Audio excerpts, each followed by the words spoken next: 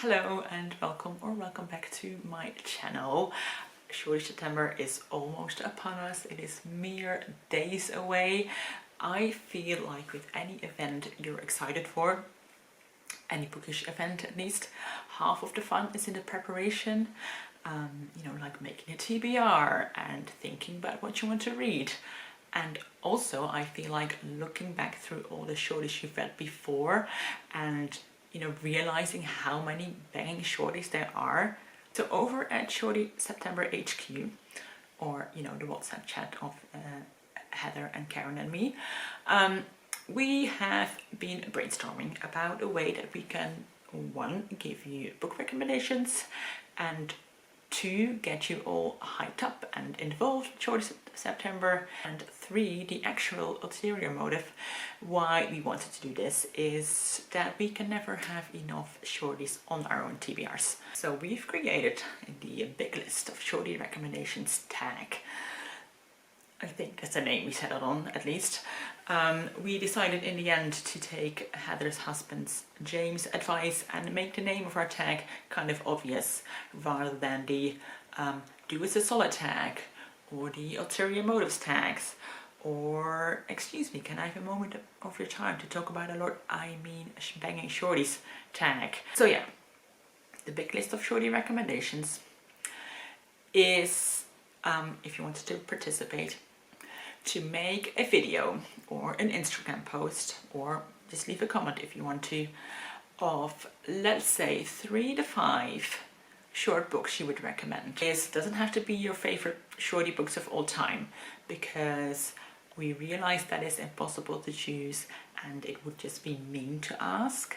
No, what we would love especially is for you to talk about books that you think more people should read, that maybe flew under the radar. You can look at the 12 prompts we have for Shorty September and pick one of those to do recommendations for, or you can think of a specific person you want to recommend books to, or just some like random shorties you want to talk about.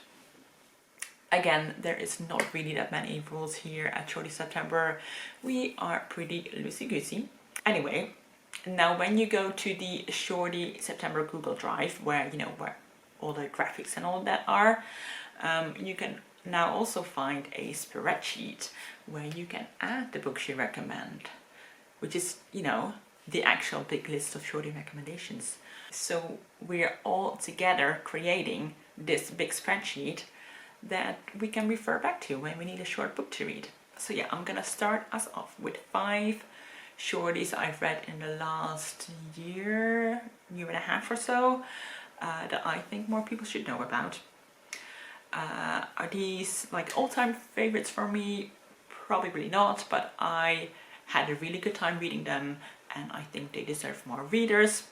I'm gonna go through them pretty quickly because I don't want to make this too long, and also really don't want to discourage people who want to do this tag thinking it has to be really elaborate.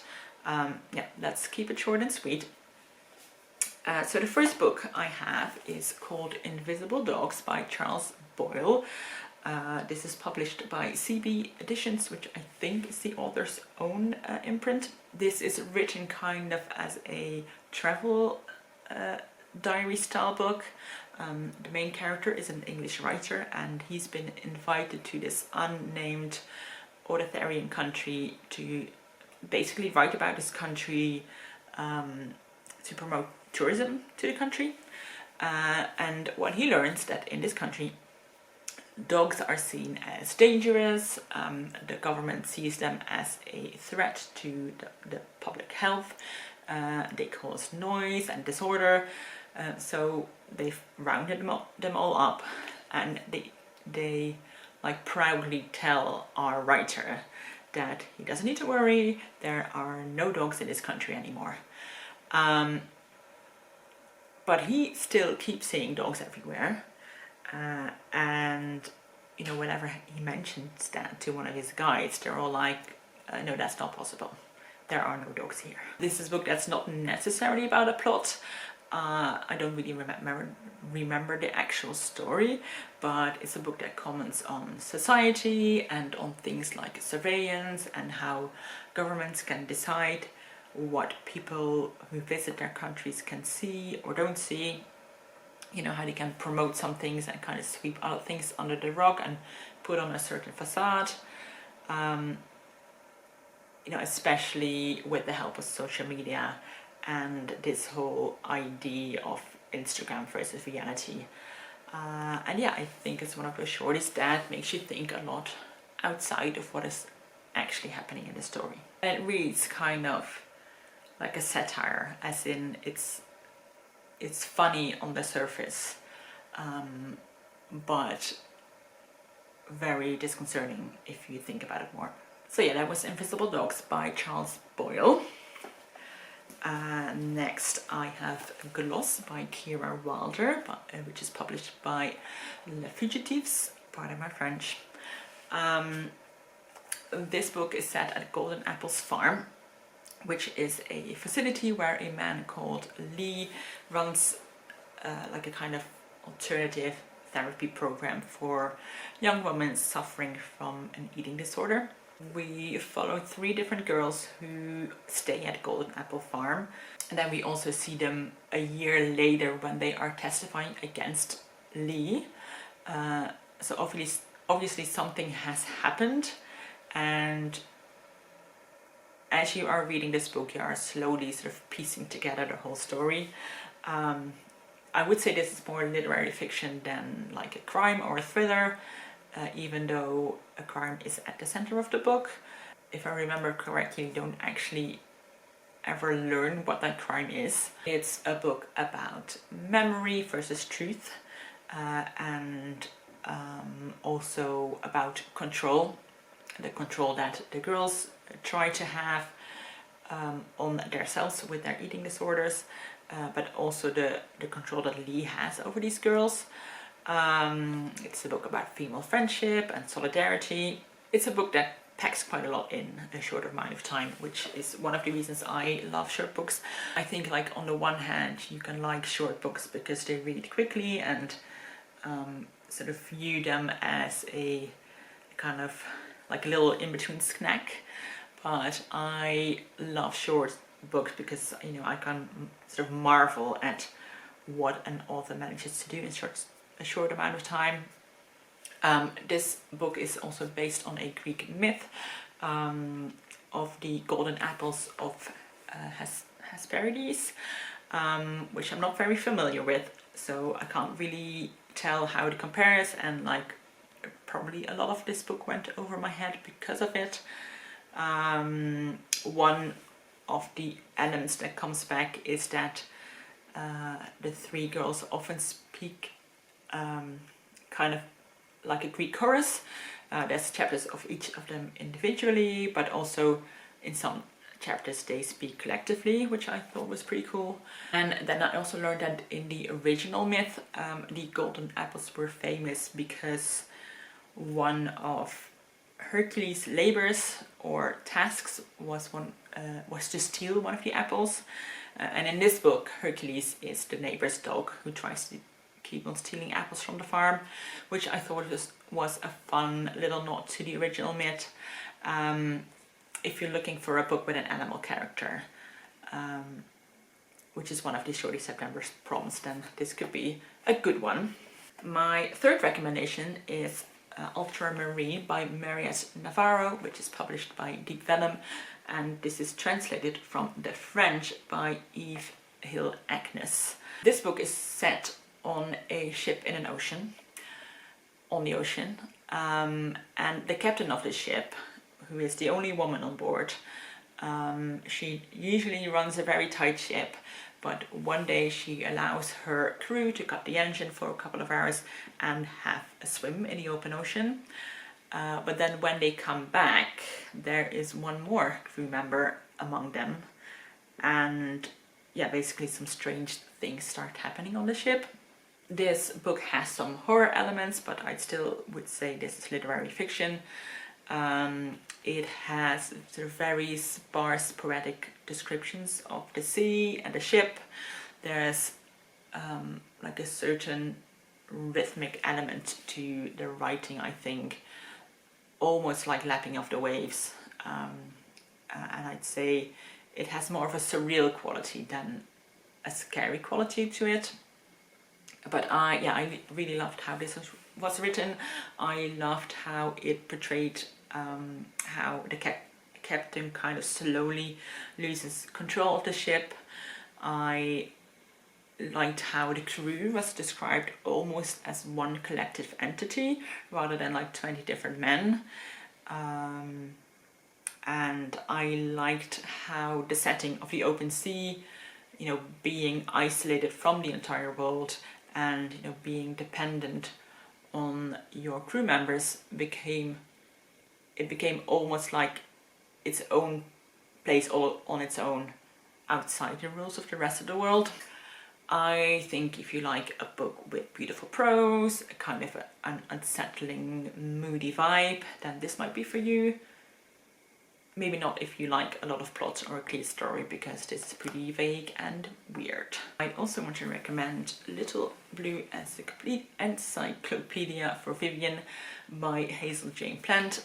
This is published by Metonymy Press, which is a Canadian press.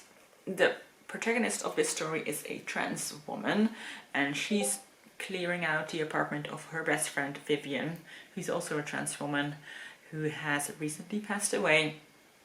So she's just going through her things, and slowly you learn that Vivian has had a couple of things she loved. One was encyclopedias, which she would like read and annotate and like add her own entries. And then the other one was a fictional TV show called Little Blue, which you know, Vivian and the narrator of the story would watch together. So the narrator decides to create her own encyclopedia of the TV show Little Blue, in that she takes all the characters of the show, she puts them in alphabetical order and writes a little entry for them, and then also adding her own thoughts to the show and what it meant to her and Vivian, and you know what it meant to their friendship. It's a book about art and about creating something as a grief process, as a way to honor someone.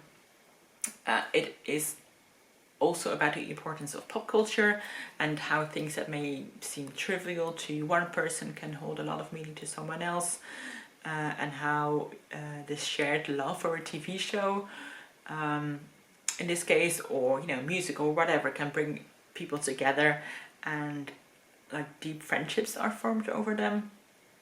So yes, it's a book about grief, so of course it's sad, but I think it's about much more, and I loved the originality of this story, how it wasn't like anything I've read it before.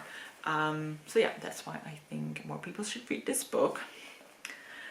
And then finally, I want to recommend The Girls by John Bowen. All the other books were all contemporary stories, you know, published in the last couple of years or so, and this one is a little older, I think from 1986. It's set in a small English village in the 1970s. It's about two women living together. They like make their own jams and cheeses, and they sell them at the farmer's market, and they just keep themselves to themselves. But at the beginning of the book, one of them is panicking a little because they're still quite young and they're already very much settled in their lifestyle, and she's afraid if she doesn't experience something outside her comfort zone, she like might miss out on things. So she takes a solo trip to Greece, and then meanwhile at home the other woman, sorry I forgot the names, but the other woman is getting stuck like in a thought spiral, thinking the first woman is surely not only having a good time enjoying the sun, but also enjoying you know, bronzed and scarcely clad men. So she's distraught, and she ends up finding comfort in the arms of this guy she knows from the farmer's market. Then the two women are reunited again. They say they have both been miserable and they never want to be apart ever again, and you know, live happily ever after, except one of them is pregnant now. And that's all I say. Now, I'll say that there is a crime in this book, but it is handled in the most sort of matter-of-factly, light-hearted, offbeat kind of way. Like, you know, British cottagecore, keep calm and have a cuppa kind of crime. This book is kind of silly, but it also has depth. It has something to say. It's at its heart about two people caring for each other and choosing each other and supporting each other during hard times, but also, you know, has a murder that would not be out of place in a game of Clue. And I, like, weirdly feel this book would maybe work for the Elton John prompt, because this book is a little outrageous, but like in a quaint way. So yeah, it's a little on the longer side for Shorty September. It's like 225 pages or so, but it's super fun. So yeah, these are my shorties that I am going to add to the big list of shorty recommendations. I'm gonna tag a whole bunch of people down below. Some of these people will be my friends, and some will be people whose videos I love, but who probably won't know who I am, because I am dreadful at remembering to leave a comment.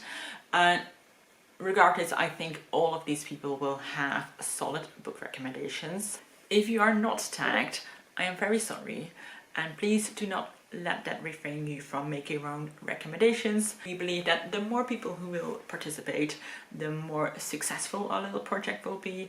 Also, if you don't have a booktube channel, or you can of course use other social media, or like comment down below which book you want to recommend, and also remember to add them to the spreadsheet. Again, the Google Drive with the spreadsheet will be linked down below. We hope it's going to be a great source for people to find shorty books, and also you could use it to find other booktubers, because if you like look through them and you see someone recommend the book you really love, then maybe you can check out their channels, and you might find some new cool people on there. So it kind of works both ways. Okay, that is it for me today. I hope I've convinced you to check out at least one of these books. I'm also gonna have a bigger recommendation video coming up with just modern classics, because that is one of my favorite kind of books. So yeah, stay tuned for that. And yeah, thank you so much for watching. I will see you in my next video. Bye bye.